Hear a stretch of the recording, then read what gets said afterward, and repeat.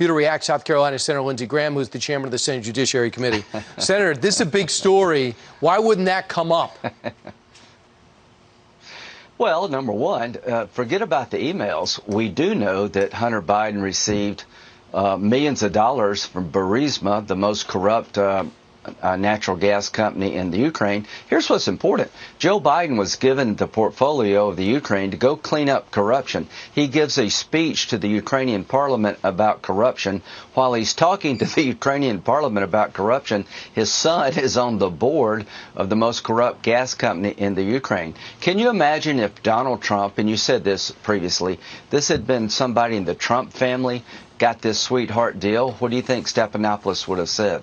Absolutely. And then China, and this thing is blowing up in China, and this energy company over there, and what he did, and the email that says to his daughter, unlike my dad, I'm not going to make you give 50% of all your earnings to me. Wow. So we're seeing 20,000 maybe emails on this.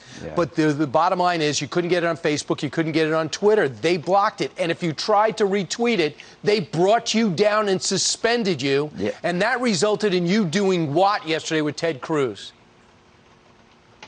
Well, Ted and I, along with Senator Hawley, are going to have a markup Tuesday of next week to issue a subpoena to the head of Twitter to come in and explain this. These social media companies have a lot of control over our lives. I think they're a threat to democracy when you can shut down the flow of information, when you can censor what millions of Americans would see.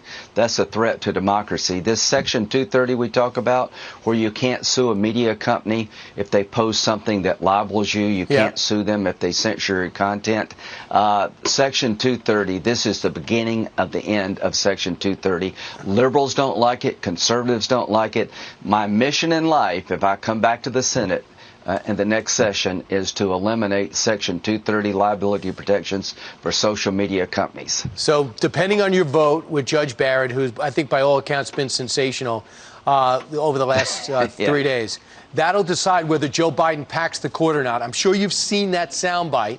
So what is he looking for? What should he expect? Well, Joe Biden's going to do whatever he's told to do by the left.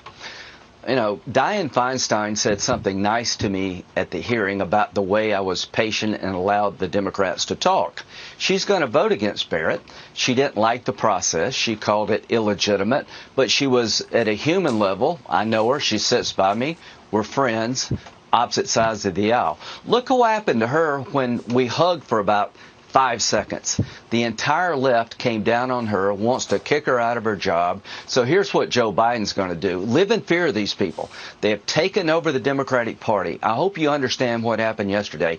To hug Lindsey Graham, people on the left call for your dismissal after you served your state and your nation for decades. Can you imagine what they would do to anybody that voted for Barrett? Can you imagine what they do to President Biden if he didn't adopt their agenda? This is a dangerous moment in American politics. The radical left has taken over. They're trying to take me out. They raised $57 million to beat me in South Carolina because I'm helping Trump. I stood up for Kavanaugh, and I need people to help me. I've got Amy's back. Have my back, lindseygraham.com. These people are coming after all of us, but a hug with Lindsey Graham resulted in Dianne Feinstein's career wanting to be terminated by the far left. Right, and here's the quote from this advocacy group, Brian Fallon. It's time for Senator Feinstein to step down from her leadership position on the Senate Judiciary Committee. If she won't, her colleagues need to intervene because she was civil. So if you think at home it's okay for people who disagree to show affection, and Dianne Feinstein is a good person who is liberal to the core. Yes. She voted against Kavanaugh. So Brian Fallon and that crowd is in charge of the Democratic Party.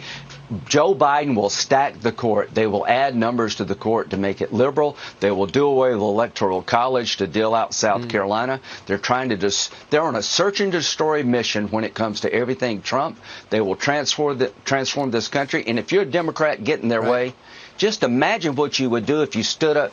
They would do to you if you stood up to their agenda, much less hug me.